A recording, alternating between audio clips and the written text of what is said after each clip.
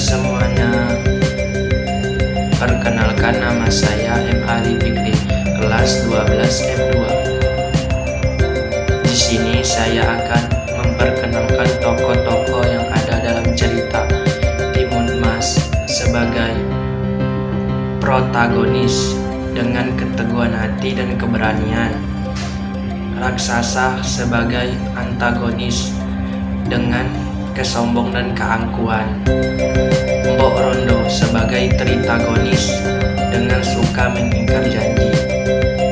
Baiklah, di sini saya akan membacakan sinopsis. Selamat menyaksikan. Asal-usul. Dahulu kala, di Jawa Tengah ada seorang janda setengah baya, Mbok Rondo. Pekerjaannya hanya mencari kayu di hutan. Sudah lama sekali Mbok Rondo ingin mempunyai seorang anak, tapi dia hanya seorang janda miskin. Lagi pula sudah tua, mana bisa ia mendapatkan anak. Pada suatu hari sehabis mengumpulkan kayu di hutan, Mbok Rondo duduk beristirahat sambil mengeluh. Seandainya aku mempunyai anak, beban hidupku agak ringan, sebab ada yang membantuku bekerja. Tiba-tiba tanah bergetar seperti ada gempa bumi. Tidak berapa lama kemudian di depan Mbok Rondo muncul raksasa bertubuh besar dan wajahnya menyeramkan.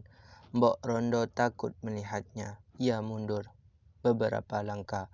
Jangan dekat aku takut, rintih Mbok Rondo. Kau takut kepadaku? Tanya si raksasa dengan suara keras.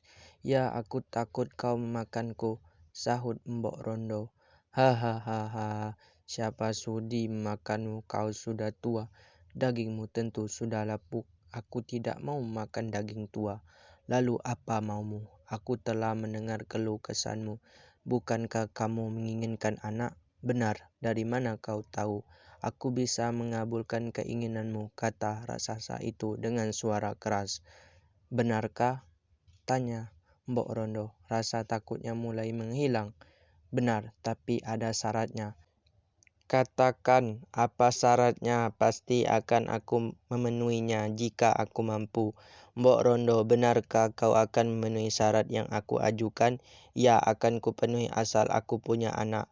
Tapi manusia suka berbohong, kata raksasa. Aku tidak suka berbohong, kata Mbok Rondo. Katakan saja apa syaratnya. Apakah aku harus menyediakan makanan yang enak-enak untukmu? Tidak, kata si raksasa. Syaratnya ialah anakmu sudah berumur 16 tahun, kau harus menyerahkan kepadaku. Dia akan kujadikan santapanku, jawab si raksasa. Wah, kok begitu syaratnya, kata Mbok Rondo. Tapi karena begitu ingin dia punya anak, maka Mbok Rondo tidak berpikir panjang lagi. Yang penting segera punya anak. Baiklah, aku tidak keberatan, jawab Mbok Rondo. Raksasa itu memberi biji mentimun kepada Mbok Rondo. Tanamlah biji timun ini di halaman belakang rumahmu. Kau harus rajin merawatnya. Sirami dengan air setiap sore hari, kata si raksasa. Baik, akan kulaksanakan. Ingat, jangan lupa akan janjimu. Jangan khawatir, aku adalah manusia yang bisa memegang janji. Mbok Rondo segera pulang dan menanam benih itu di halaman belakang. Sampai di rumahnya, Mbok Rondo ragu-ragu akan ia apakan timun ini. Kemudian ia ke dapur, mengambil pisau dan membelah buah itu. Lalu ia membukanya dengan hati-hati. Berdebar-debar, sungguh ajaib. Ternyata ada seorang bayi yang cantik. Bayi itu mengeluarkan tangis tapi tidak terlalu keras. Mbok Rondo segera menggendongnya. Sekarang aku punya anak perempuan. Aduh, senangnya hatiku.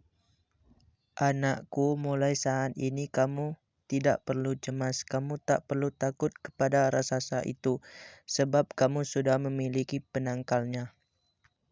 Timun emas sudah berlari kencang. Jaraknya agak jauh dari raksasa. Namun dalam waktu yang tidak begitu lama, raksasa sudah hampir menyusulnya. Pada saat itu juga timun emas membuka bungkusan, menaburkan jarum ke tanah. Sungguh ajaib, Jarum-jarum itu berubah menjadi hutan bambu yang lebat.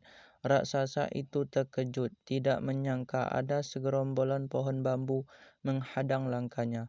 Raksasa itu berusaha menembusnya, namun tubuh dan kakinya terasa sakit karena tergores dan tertusuk bambu yang patah. Timun emas terengah-engah, keringat mula membasahi tubuhnya.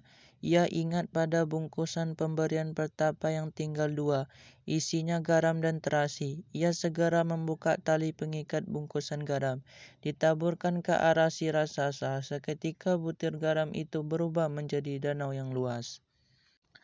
Raksasa itu terus mengejar. Timun emas melemparkan isi bungkusan yang terakhir. Terasi itu langsung dilemparkan ke arah si raksasa. Terdengar ledakan keras, sesaat kemudian terbentuklah lautan lumpur yang mendidih.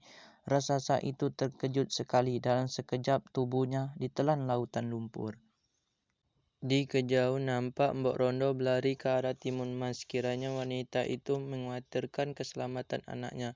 "Syukurlah anakku, ternyata Tuhan masih melindungimu," kata Mbok Rondo setelah keduanya saling mendekat.